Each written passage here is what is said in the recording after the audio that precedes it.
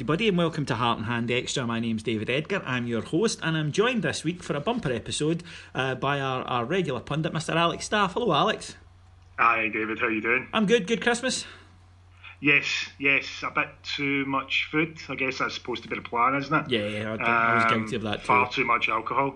Not guilty of that No. these days. Not guilty of that, but definitely, yeah, I ate like a horse. My mum invented what I think might be the greatest thing ever. Well, she decided to make her own pigs in blankets because the ones that she saw in shops were too small, and they were basically just sausages wrapped in bacon. But you still got like 4 of them on your plate. I mean, magnificent. That's a side thing, you know. Only at this time of year can you justify that, though. The rest of the year you'd be like, nah, hang on a minute. But no, a wonderful thing, and of course, God bless the mums of the UK for overfeeding everybody. Yes. Lots and lots happening now since we've been away, and apologies to people. A few people got in touch with us to say that there wasn't a show on Christmas Day. There wasn't.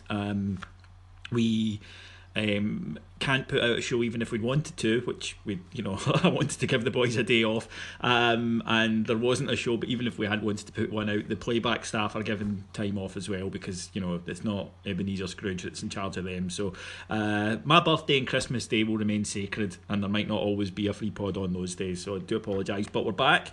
The lads went today, so we'll touch on the Kilmarnock result, Alex. I think then it's important to touch on that. A deeply disappointing performance, especially after taking the lead, and really not one of those games that you could come away with and say, well, we were maybe unlucky or a mistake's cost. I just thought the better team on the day won, and if anything, the score maybe flattered us.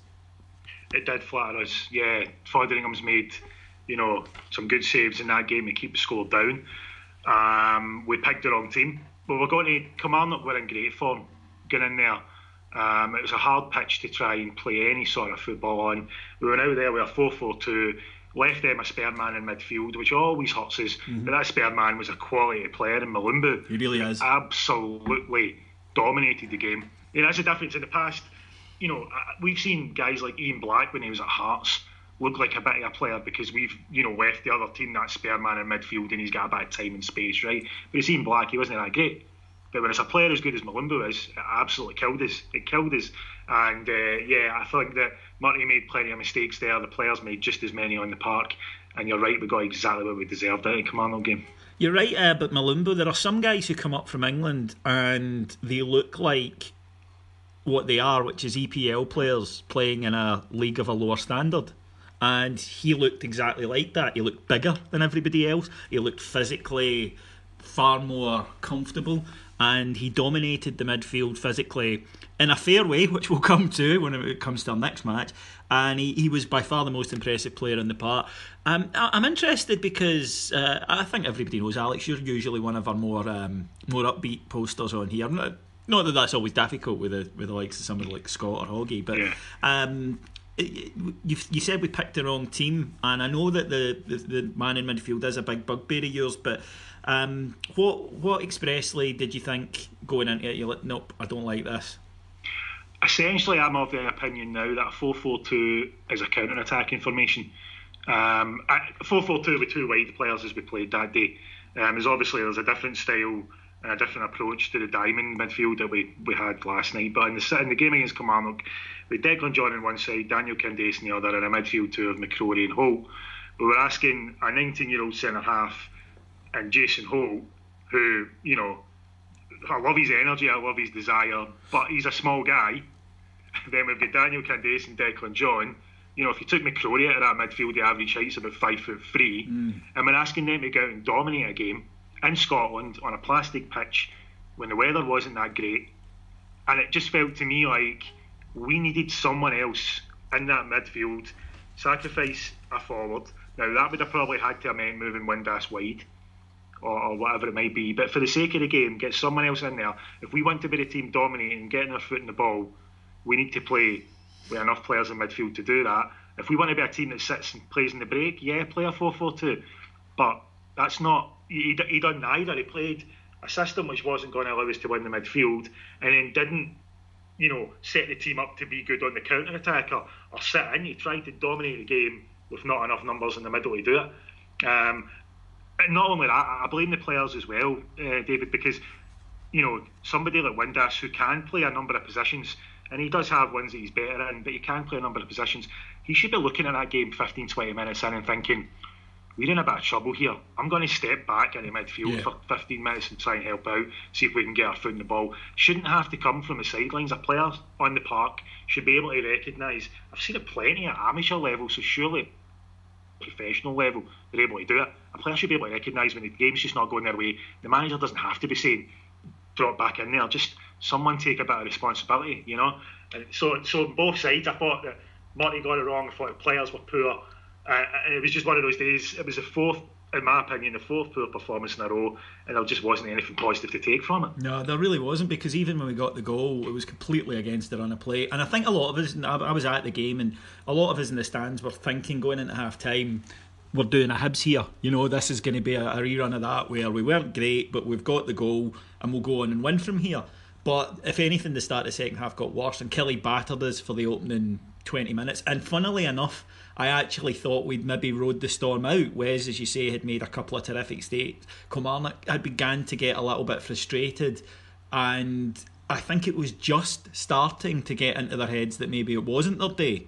They hit the post as well, and it was right at that moment that we conceded the 2 goals. And it was the old cliche, maybe if we'd gone another 5 minutes, you don't know, but it's all ifs and buts, and we didn't deserve it anyway, so I'm not there's nothing worse as a supporter when you're standing there, and it was a great crowd. The away end was the banter was fantastic. People were time of year and everything, and then it was a decent day weather wise in terms of at least you weren't getting pissed on.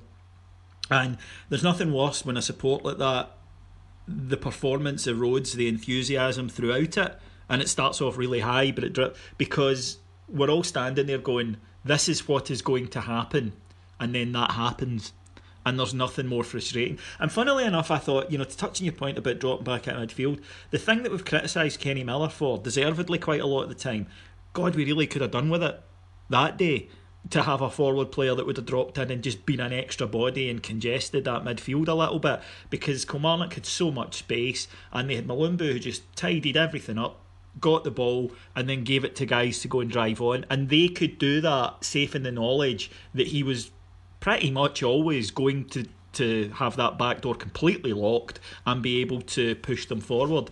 And that confidence it gave them grew. And again, a couple of lapses. This week I think we saw the whole Jekyll and Hyde of Danny Wilson, where I thought he was really, really dozy, and that streak of doziness that I think stops him from being a really, really decent defender. Followed up by an excellent display against Motherwell, which we'll come to. But yeah, just one of those days where I think that we went in with nothing, we offered nothing, and we came away with nothing. Yeah, as you say, it's frustrating. There's nothing worse than sitting there. I'd be willing to bet that you had the conversation at half time, and you would have heard many having the conversation at half time about how a change was needed. Absolutely.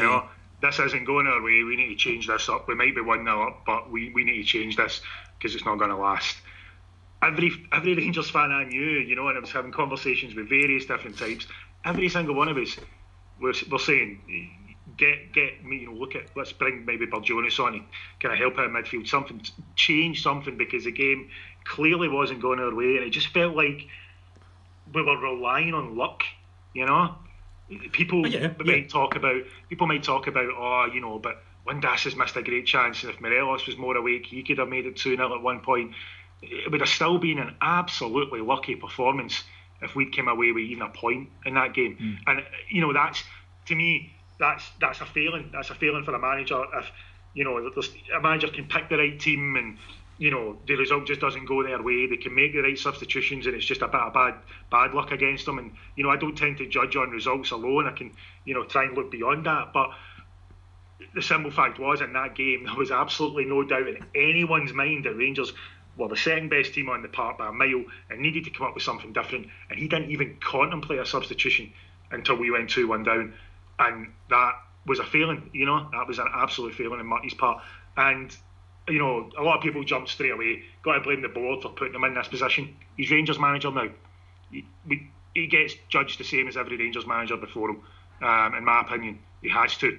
That's probably the harshest criticism I think I've ever heard you offer a Rangers fan, and it's great. Poor little Graham Marty with his nice new swept over hairdo. I get that. It's more actually a criticism of those who think he should be immune to it. No, you're absolutely right. Like, at the end of the day, he wanted this job, he's asked for it, and he's got it, and it's an opportunity. And let's take a wee step back from, look, all the stuff's valid, right? All the stuff is valid about Graham Marty's appointment, about the board's failings and whatnot, but this is an opportunity of a lifetime for him. To be able to go from being an under-20s coach, which was a big opportunity anyway, but to go from being an under-20s coach at Rangers to the manager of Rangers and have the opportunity to make that permanent. A guy with his CV, Alex, isn't getting that opportunity if things are going really well.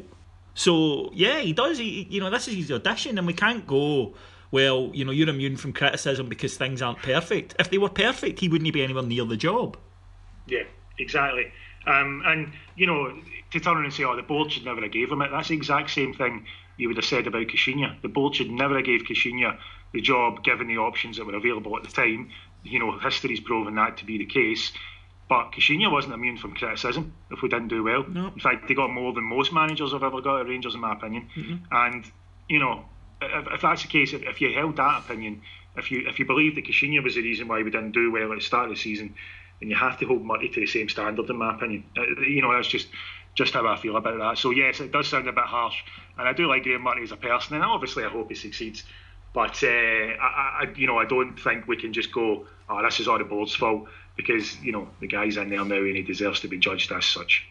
Moving on then to Wednesday night, Rangers welcomed Motherwell to our home, where they proceeded to attempt to boot fuck out of family members and won the match 2-0. The first half was pretty forgettable from a football point of view. Rangers struggled to get much going. Motherwell's overt physicality, which we'll come to, very much to the fore, and it saw Ryan Jack being carried off the pitch after a kind of nasty looking challenge from Cedric Kipre, who then followed it up by kicking Eduardo Herrera in the mouth and busting his mouth. Rangers couldn't get a rhythm going, and a lot of people were critical at the match of the defenders passing the ball between them, but I actually would, having watched the game back, Alex, have a little bit of sympathy for the defenders because there was nobody to hit. The movement wasn't there. Second half, things changed. Rangers did improve after the break. We also stopped conceding chances. Motherwell ceased to be a danger. The back four, to be fair, were decent the whole game, but really in the second half bossed it. Jamie Barjonas, who came on for Ryan Jack, I thought he had his best game in a blue jersey so far, adding a lot of dynamism and clever composure. Actually is the word, Alex, I would use, composure. Yeah. We got the goal from a superb strike from birthday boy Danny Wilson. And then, rather than playing out the way we maybe worried of us sort of trying to sit and hold on to a lead, we tested their keeper. He kept them in it, I thought, in the second half, before Alfredo Morelos got his fourth goal in 5 matches to take us to a fairly comfortable 2-0 victory. Lots to talk about in this match, Alex. First of all, the selection. We saw the return of Nico Kranjčar. I thought he was okay. I thought he did all right. Wasn't great, but he wasn't awful either. But we saw the return of Eduardo Herrera. Now, to me, I think that this is because these are guys that Graham Murty has had available to him the whole time and really has seemed reluctant to pitch in, apart from, in the case of Herrera, a few minutes here and there at firefighting. Is this indicative of we really are now down to the bare bones and you simply, as a manager, do not have the option to ignore players that, if they are fit and available and of a requisite experience level, they have to be considered now? Yeah, the Windass suspension's the reason Herrera played. If Windass was available and we'd went with the same formation, Windass would have started in his place. The Kranjčar one's a bit more interesting simply because it seems as though Carlos Pena was available. He's been selected ahead of him before, and he done well in the 2 Aberdeen games. Wasn't so great in the first half against Ross County, like the entire team, and hasn't really been seen since. So it was interesting that it was Kranjčar that was put in. What I will say though, which may actually have been the reason for his selection. I thought Kranjčar was okay last night overall. As you say, not great, but fine. Some cracking passes, and he's got a very good attacking intent. As much as a lot of it doesn't come off, he puts us on the front foot. But he was in the ear of the referee. He was, at one point, I am convinced he told the Motherwell manager to shut his mouth. There was a little bit of an altercation between those two. Yes, he did. He did. He told the Motherwell manager to shut up. Yes, and stood up to him. He didn't do it and walked away. He stood there. Yeah. Stood there and had a conversation with him. And then, he was in the referee's ear. He was in, in the faces of the Motherwell players a little bit. There was a side to Cranchar that I didn't know he had. And I loved it. I just wonder if. We needed it last night because that game was to be won. It was a battle. It was always going to be a battle, and we needed players who were going to be a little bit nasty last night. And he seemed to be up for that far more than I realised he was ever capable of. He gave a bit back, Alex. Honestly, watch the game, but he gave a bit back. He was one of the players that didn't. I wouldn't say shrink, because the fact that they've gone on and performed the way they have in the second half shows that they didn't shrink under the pressure the way they did it, for instance, Hampden. But the whole game, he wasn't taking any other shit, and I hope that a few of them carry that attitude. It's the old thing, Alex. See if we could have had this guy 5 years ago, but of course we couldn't have for various reasons. But at the moment, his brain is telling his body to do things, the correct things, but his body can't always do it, and it is really unfortunate to watch. But I agree with you. I thought his attitude last night was spot on and badly needed. Yeah, it was just that bit of leadership that we've lacked since probably the two Aberdeen games. As I say, we've kind of. Even last night wasn't a great performance. But the second half was better than a lot of people have maybe gave it credit for. And it's interesting that you note that as well when you've rewatched it, without the emotion and the dragging down of everyone around you in the stands. I thought the second half was actually decent, but he just brought that bit of leadership in. You could see him cajoling people. He was consistently getting up to the likes of Herrera and trying to keep his head up when things weren't coming off, and it just made a big difference, because we've asked, without Kenny Miller, without Graham Dorrans, without Lee Wallace, and then Ryan Jack goes off injured, there's not many you expect to step up in that squad right now. So it was good to see a different side to Cranchar that way, and you could complain about he didn't go into every 50-50, or he's giving the ball away quite a bit. That's just the way he is, He tries things. He's not a hard physical player, but he certainly had an edge to his game last night that was welcome. Yeah, I think they annoyed him. I really do. I think that they pissed him off, and then rather than shrink from it, he kind of rose the way you would hope a guy of his stature in the game would. Although, because of the type of player he is, we may have thought, oh well, he'll probably, if he can't get to do what he does. But he was quite happy to stand up to them, and it was good to see, because we'll come to this in a wee second, Motherwell's tactics. But one of the things that I thought watching the game back, now I thought this last night, and I mentioned this on our Patreon site and on Twitter, and a few people disagreed with me, but I thought last night was the best. The second half, first half wasn't good, right? It wasn't. The second half was the best Rangers have played in weeks. You'd probably be going back to the Aberdeen game for me. The Aberdeen game at Pittodrie was the best Rangers have played, because it's the first in a long time that they've controlled their match, haven't looked like conceding at all. The match was played at the tempo that we dictated, and we bossed the match. We made chances. We forced their keeper to make a save.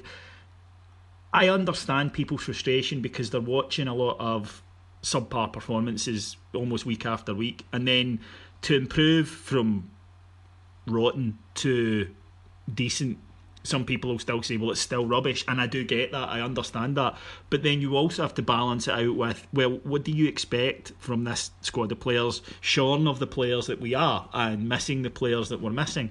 That if you look at that 11, I would suggest that currently, given their levels of confidence, the off-field issues, the fact we lost yet another player last night, that second half performance was currently about as much as you can ask for from them. And if you're expecting them to suddenly leap from the levels they've been at to be knocking the ball about and playing excellent stuff and making chance after chance, I think that's maybe a wee bit unrealistic.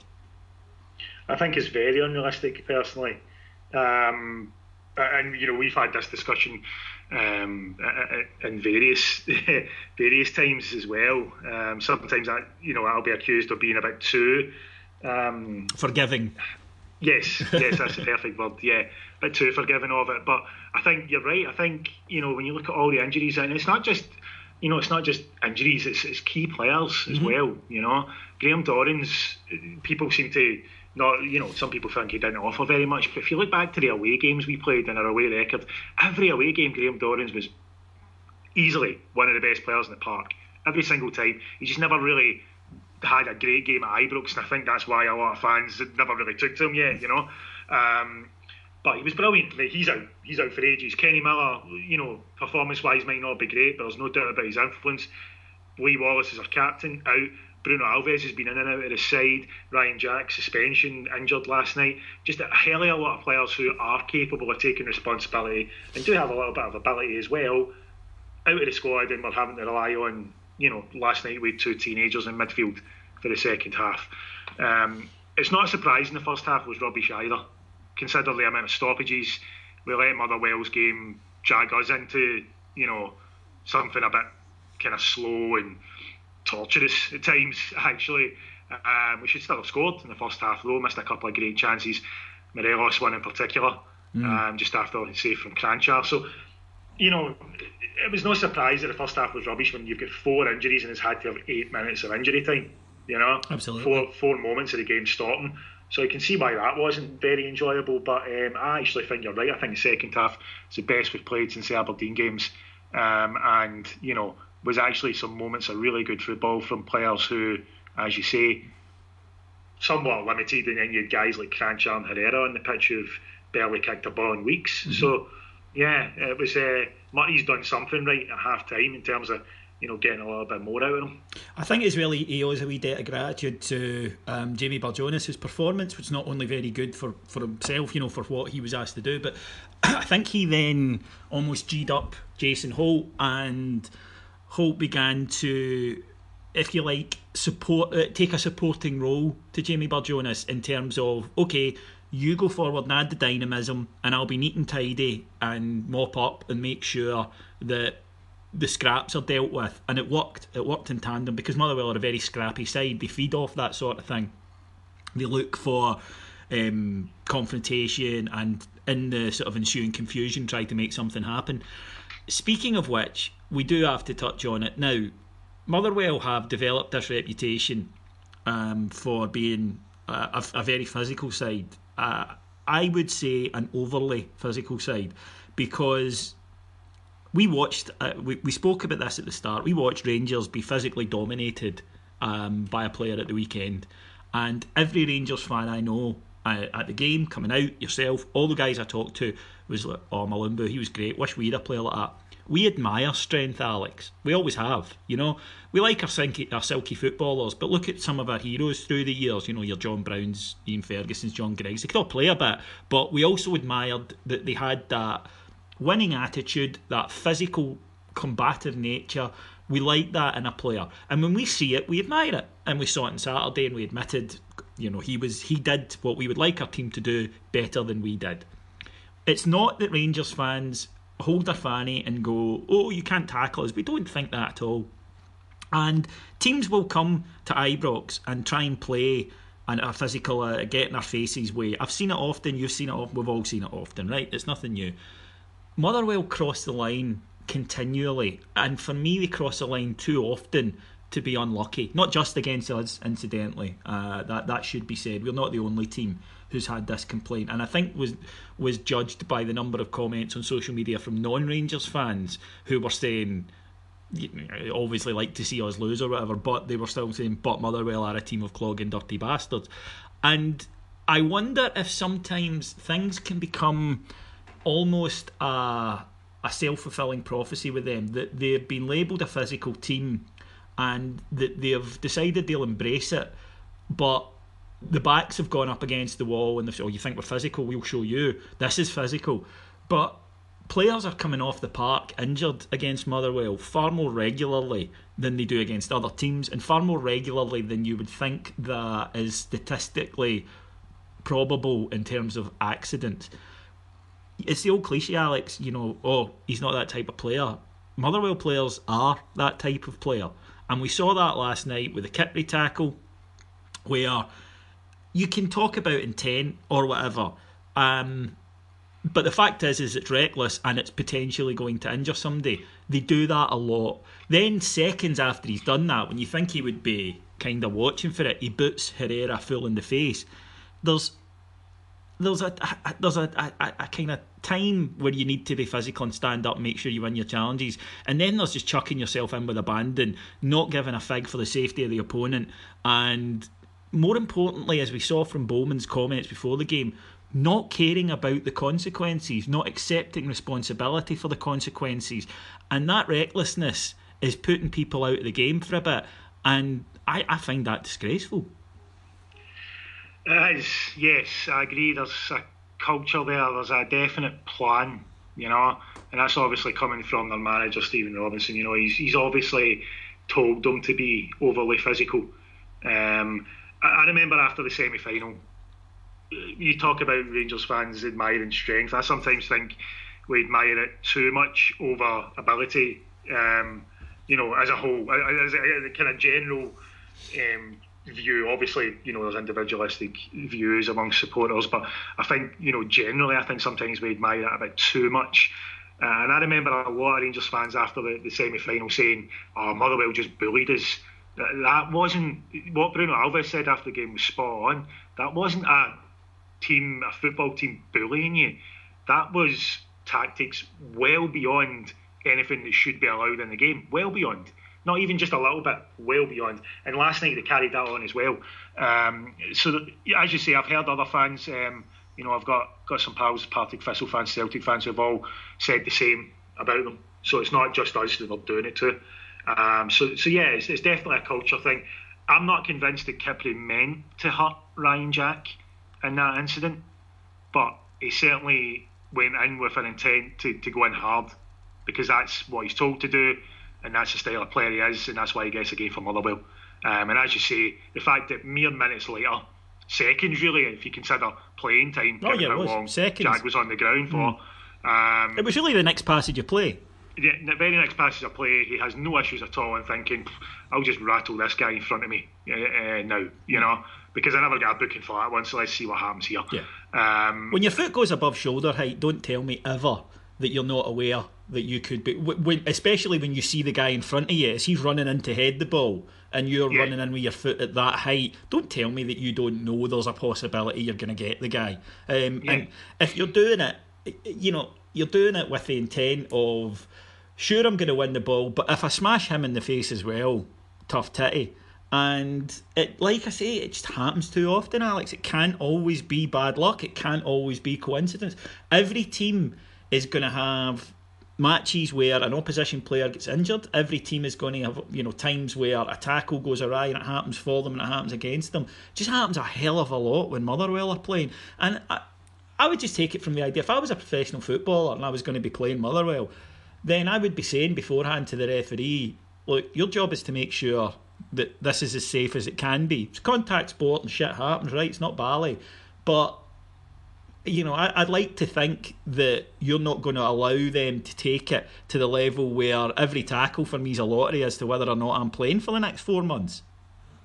Yeah, this is where this was a major conversation that we had last night, I guess, with regards to how we should get referees to be a bit more protective of our players. There's no way John Beaton went into that match last night not full in the knowledge that Motherwell were going to approach the game like that. He knew that. He absolutely knew that. Well, everybody did. I mean, you're right. Everybody knew it. Everybody knew it. Everybody talked about it before the game, came away from, as you say, I mean, even if you take way back to Pedro Caixinha when he spoke about and was very open about the fact that when he watched teams, they were never as physical against other sides as they would be against Rangers. And, to me, that was because we're seen as a bit of a soft touch, and that's how you beat us. That's the way a lot of teams figured they could beat us at the start of the season. So everybody knows this is coming, and they know Rangers, the away team at Ibrox, it's a bit more likely than it is, in other scenarios as well. So you take what's already a pretty high baseline with Motherwell, add that factor to it as well. John Beaton knew what was coming in this game. To blame Rangers for him not doing more, or to blame our players for him not doing his job, to me, is unfair, because he knew he didn't need to be reminded. He didn't need to be told. If he did need to be reminded and did need to be told, then he's an even bigger idiot than we think he is. You know? I don't think John Beaton's a professional calibre referee. Now, there'll be people listening that will say he's a cheat. And listen, I understand where you're coming from. I tend to, naively, always want to believe that referees are on the level, because otherwise, what's the point? You might as well shut up shop and go home. And I don't think guys go through all that effort to become referees just to screw with us. Willie Young apart, obviously. But in Beaton's case, he does test the theory a little bit, because there are decisions that happen in front of him so obvious that the only other explanation is here you have a very weak guy in a job that requires a hell of a lot of strength. You have a guy who makes decisions, I think, that are heavily influenced by the crowd, the match he's refereeing, the situation he finds himself in at that moment, things that have gone on in the last 5 minutes, all the things that referees are told, or we're told, that referees shouldn't do. And I think that the reason that you get so many calls about John Beaton refereeing is that he's not up to the standard of refereeing in that league, and it's quite clear. And unfortunately, we are in a position in this country where referees, because of the abuse they get, and that's a cultural thing, it's not unique to this country, it's not going to change. Again, we go back to almost the argument we were talking about with Graham Murty, that, well, you wanted to do this, right, and you know what's coming. John Beaton should not be allowed to referee football matches in Scotland, but because he is a referee and the SFA have backed him to this level, he will continue till he retires, because that's what happens. They don't ever take a referee and say, look, this is not your level, you're not of the standard required. You could say that he's 36 and maybe he could go and do a couple of years in the lower divisions and improve and come back a more confident individual. I would argue if you're 36, you probably should be at least as mentally developed. You can become more skilled, but I would say that if it's a case of a personal weakness in terms of personality, then you're not going to change. But this guy Alex shouldn't be allowed anywhere near any SPFL top division game, because he simply doesn't have the skill set to do it. He doesn't, no. And again, this isn't just coming from Rangers fans. No, I've heard this from elsewhere as well, in other games that he's refereed with other teams who, know there's no fans in Scottish football have any confidence in that guy. Not even to the extent of finding him kind of funny. Excellent, Beaton's refereing this one, he gives us this decision or that decision. Every fan thinks he's terrible. And that says something, as much as we don't know the job of the referee when we don't do it for most of us, if everybody thinks he's terrible, that says quite a bit. I think we should be slightly wary. I'm with you in the idea of maybe there is development to come from him. 36 for the referee, still got a bit of time there, but that development shouldn't be happening in these games. It's too high profile for him. He's getting too much criticism, and that's not going to, the way of it is not going to work. If there is potential for him to become a good referee, I certainly can't see that, but if there is, you're right, it has to be taken out of the limelight a little bit and kind of bumped down the leagues. But we shouldn't forget that this is a refereeing team. He's got 2 assistants on the line, he's got a 4th official. We've seen 4th officials get involved in games this season. We've certainly seen assistant referees making decisions. It feels to me as though whenever John Beaton's refereeing, and it could be a directive from him, nobody seems to support him.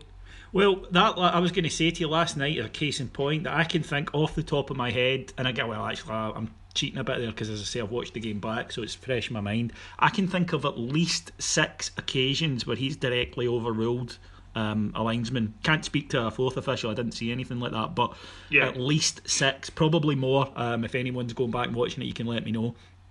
I can think off the top of my head of 6 decisions a linesman's given that he's overruled. Well, from further away. One in particular, there's a free kick he gives. He's 30 yards away in the centre circle, through a phalanx of players. He's looking through this at this incident. The linesman who's standing there, it cannot be more than 2 yards away from the incident, looking right at it with no bodies in front of him, has given one thing, and John Beaton has overruled him. that is just, there's no common sense at all to that. And as a linesman, incidentally, you're saying about it's part of the team, I'd be fucking raging. I'd be thinking, why am I here? Like, I tell you what, I'll just stand up here and look for offsides, right? I'm not going to bother running back. There's no fucking point. And you just get on with it, because it must be soul destroying, especially when you know he's just made the wrong decision. Yeah. So yeah, it could be that. It could even be as simple as that, I suppose, where even his fellow referees don't have confidence in him. To the extent where, as you say, they just go, "You can deal with it. I'm not taking the flak. It's all on you." It just, I just think that we're quite often prone to just blaming the man in the middle of the pitch, and I get why, and it is ultimately down to them. But we should always just be a little bit aware. It's a refereeing team, and I thought last night Beaton was better than he was in the Hibs game. Well, let's be honest, that wouldn't be difficult. No. You know what I mean? He could have not whistled once last night, and he'd have still had a better night than the Hibs game. Correct. But he was still poor. He didn't manage the game correctly. And ultimately, to me, it didn't matter if we were in his face. It wouldn't have mattered if Graham Murray had said something before the game. John Beaton would have had a poor match last night, regardless. Motherwell would have got away with things, regardless. And I just think that, unfortunately, Rangers are in a position where anything we say or do regarding referees, because we are Rangers, it's ignored. But we're not given a fair crack of the whip there. No, we're not. And we are refereed to a different standard, no matter, the people can say, oh, you've been paranoid, whatever. But look, there's no way to prove it, of course. But I think we all have a suspicion that had that Ryan Jack incident happened exactly as it happened the other way round, that there would have been more repercussions than there were. I think I'm pretty comfortable saying that, and I certainly believe it. I think so, yeah. I think, even if we're being charitable, I mean, at the game, I was at the game, and I'm sitting where I sit, a good distance away from that, so I was kind of following the ball and I didn't see it. I knew he'd kind of hurt himself in the challenge, but I didn't realise just how bad it was until seeing pictures afterwards. So even if I've been charitable and thinking, okay, he's maybe just missed that as he's been kind of caught up in the action, had it been the other way around, even if he'd missed it, we certainly wouldn't be sitting here wondering if the compliance officer's going to bring it up. No, it would already have been cited. It's that way where we're definitely held to a different standard. That's not an illogical or irrational view. We can sit there and list, here's the decisions we've benefited from this season. Here's the ones that have shafted us, and I guarantee you that second list is much, much longer.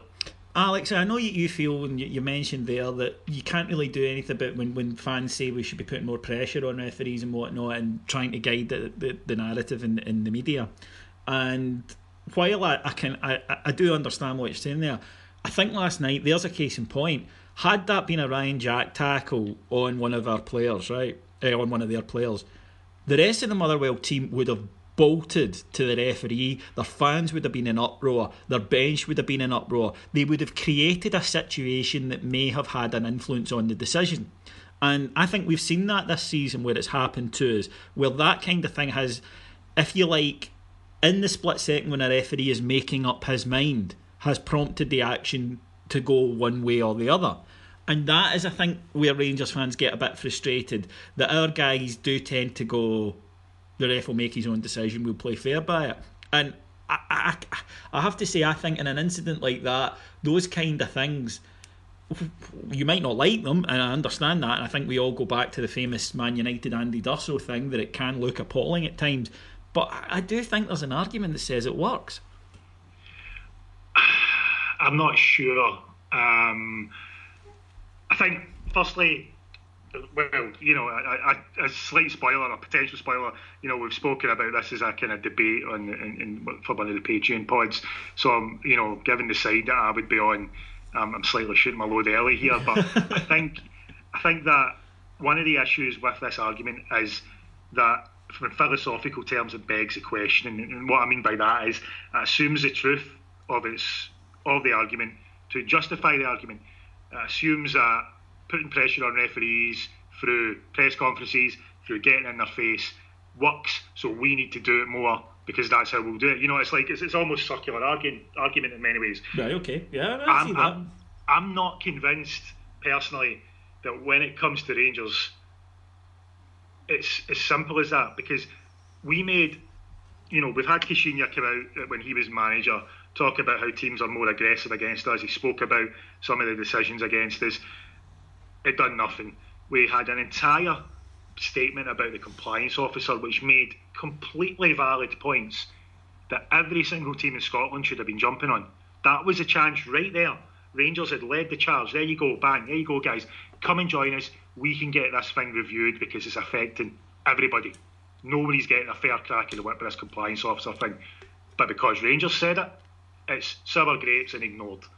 I just feel as though, because it's us, I know this sounds, a bit kind of tinfoil hat, but because it's us and we're just the position we've got in Scottish football, not just amongst, not just from other fans, but, there's definitely something in the officials as well, that when we say it, it just gets our backs up and makes things a bit more difficult for us, whereas others are able to say it and it's not taken in the same way, it's not twisted by the media in the same way. If I thought everything was fair and we would get the same reaction as everybody else gets, I would be all for a bit more pressure and highlighting refereeing errors and saying, look, we feel as though this isn't, we're being held to a different standard. But the very fact we're being held to a different standard is because of who we are and how people feel about us. And I don't feel as though that tactic would work for us as well as it does for others. Okay, but I take your point about it being a kind of circular argument, but coming at it from a different angle, if we accept that, and I think we both do accept that Rangers are held to a different standard, we know that what we currently do doesn't have any impact. So the argument would be the stuff that people are suggesting to do has got to be worth a try, because at worst, then all that's going to happen is the situation is going to remain unchanged. So in other words, it's more a case of, we've been doing what we do and it doesn't work. Why don't we try this and see if it has any effect, as opposed to not trying anything and just accepting it? Yeah, okay, I'll accept the fact that, just standing back and doing nothing feels rather defeatist. I completely accept that. Where I think I differ from yourself is when you're saying at worst things will just continue as they are. I actually think at worst we'll make it worse.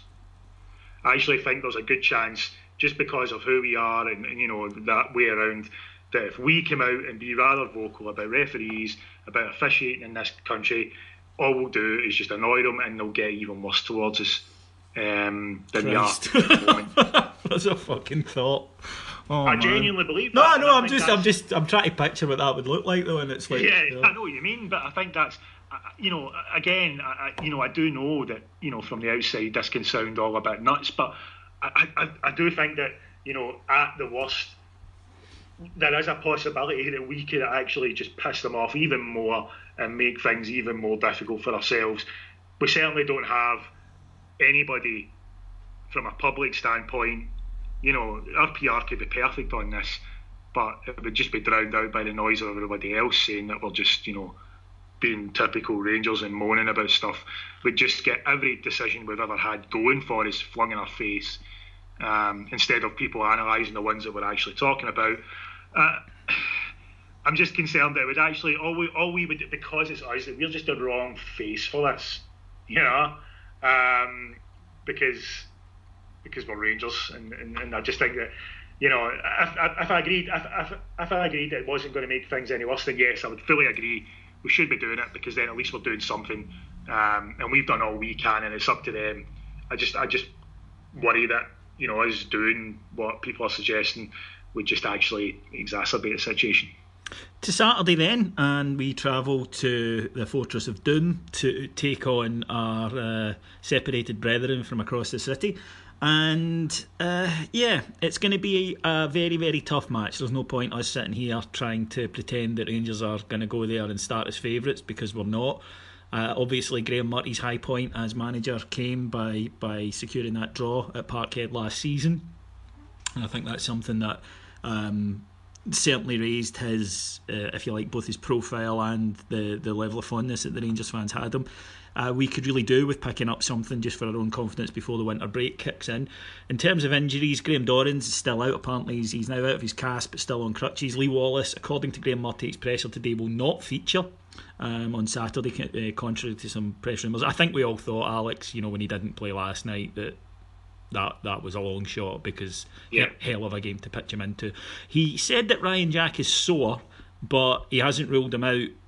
I'll be honest and say that if there's any risk with him, don't play him, because my worry when I saw him crumpled in a heap last night was that's a ligament, that's 9 months. And the way he went off on the stretcher, where he just looked heartbroken, I thought, oh no, he's been done there, and that's him out for a long time. So we've got Josh Windass back.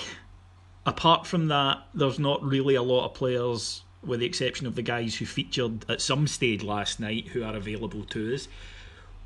Tactically, I think that we've got to go there, and we've touched on it already today. Rangers don't thrive when they lose the midfield battle in terms of bodies. I think we should be looking at a 4-5-1. I think our first instinct is to try and keep the game controlled, try and keep it away from our goal, try and make sure that at worst it's fought in the middle, and obviously try and use the pace up front, which we do have, to try and hit them on the break. That may sound overly simplistic, and I accept that, but I think you've got to be realistic and say that it's a confident side we're playing who expect to beat us in their own ground, and we've got to be tactically very clever, and everyone has to match up to their opponent, win their duel, or at least make sure they don't lose it, come away with a draw, and not make stupid errors, which has cost us so often in these games. All sounds good to me. On theory, the theory's magic. It's the practice that I'm concerned about. No, I get that. This is one of those games where I'm somewhat. I think I would just take this game in isolation. The last 5 matches, as we said, since the Aberdeen game, you can only really point to the second half of last night and say, we played well there, but everything else it hasn't been good. You can point to various reasons for that, but it's not been good. So I take this game in isolation, and I mean that whether we play well or not. Graham Murray could pick the right team, set out with the right tactics. That team could give 100%, and we could still get scalped, given how many players were getting in there without the injury situation, and the fact that if Celtic show up, even at our best, they're still a good bit better than us at the moment. So I want to take this one in isolation. The only positives I can find, David, personally, get into it, are that in Graham Murray's first spell in charge, he had a couple of poor defeats. He had a scrappy win against St Johnstone, and a left-footed defender who was in a bit of scoring form managed to get an equalising goal for him when we went to that place. So, maybe history's set to repeat itself, and Danny Wilson is going to grab us a point. But in all honesty, you're right, we really need a result, but we cannot expect one, surely. Surely no Rangers fan out there outside of blind hope could be expecting something on Saturday, because just the sheer injury list alone makes it a hell of a task. I think for me that the reason that Rangers fans have cause to worry is that in these matches Celtic show up expecting to win, and sometimes I feel Rangers show up expecting Celtic to win. And that was probably the best thing about that match that we're talking about last season, where certainly in the last, Rangers grew in confidence the longer it went on, and in the last half hour, even a goal down, the belief surged through that side that they could get something, and they went on and got something. And it was novel because it was the first time in a long time, and we haven't seen it since, when we played against Celtic, where the team ended a match on the up and going, no, come on, right, we're up for this is going to be a battle for you. And Celtic didn't respond to it at all, and the Rangers players grew into that match. However, we've seen other games, and I'll go back to the first league game this season when we lost 2-0 to them, that as soon as Celtic scored, it kind of looked like Rangers players went, we knew something bad was going to happen, and boom, there it is. And it's that kind of, if you like, mentality of, I hope we get something, but we probably won't. If the players have that, there's no chance, because Celtic go into this thinking we're going to win this, and you have to do something that pierces that belief and then try and swarm through the gap? It might take a bit of luck. It will take a bit of luck, definitely. If we get anything, if we were to get a result, it would take some luck. But I mean, to get that belief might take a bit of luck in terms of just something, anything, a Craig Gordon howler that leads to a goal or something like that. We go 1-0 up, and suddenly the players start to think, hold on a minute. That might be what's required to get a bit more belief out of them. I'm interested with the team that you're talking about there. I'm curious, if Ryan Jack's out and you're looking to play 4-5-1, what's your midfield three? I think for me, that you've got Barjonas, McCrory and Holt would probably be my three. So, it's fair to say out of those three, McCrory's your physical presence, and as much as you'll get good effort out of Holt and Barjonas, are not, physical players as such. So, but it's all very functional. I like Barjonas, and you've spoke about him. I never really spoke about him earlier. I think he's actually quite like Ryan Jack in his style of play. He's very composed on the ball, and he picks good passes. He tries to go forward a lot. Even as Jack's deemed a defensive midfielder, if you look at his passing, most of it is forward. But I don't think any of those three would be deemed a creative player, somebody who's going to... No, I understand that, but I think in the first instance it's locking the back door and putting in a shift first, and then see where you are as it goes on, because I think then if you're looking at leaving one of those three out, and I think that McCrory and Holt are certs, so then it comes down to Barjonas. Do you then go with a Nico? I think the game's just too frenetic for him. I think he'll get lost in the opening shuffle, unfortunately. Then it's Peña. Now Peña has his qualities, but although he's a creative player, you are sacrificing a lot at a crucial stage of the match. I'm not saying he doesn't have a part to play in the match, incidentally, but you're sacrificing a lot at a fairly crazy stage of the match in terms of bodies are flying and tackles are going in the hope that he'll do something, and it is more hope, unfortunately. And he is capable, and he may well do something, but it's, can you risk that in that spell when they are going to come out all guns blazing, chucking themselves into tackles, trying to dominate that midfield, and if you lose it early, it's very tough to get it back. I get that, yeah. For me, there's two things. I would say, we talk about the game being too frenetic for Nico. That was a fear for last night. It's going to be quicker, though. It's going to be quicker on Saturday. It's going to be quicker, yeah, but there's probably going to be more space to play in than he had last night. And do you think? I think there'll be a bit more space, yeah. I mean, I know that Scott Brown would be nipping his heels constantly, but, Celtic will open up a bit more and push out a bit more. There'll be more space to find passes in behind. There'll be, just a little bit more.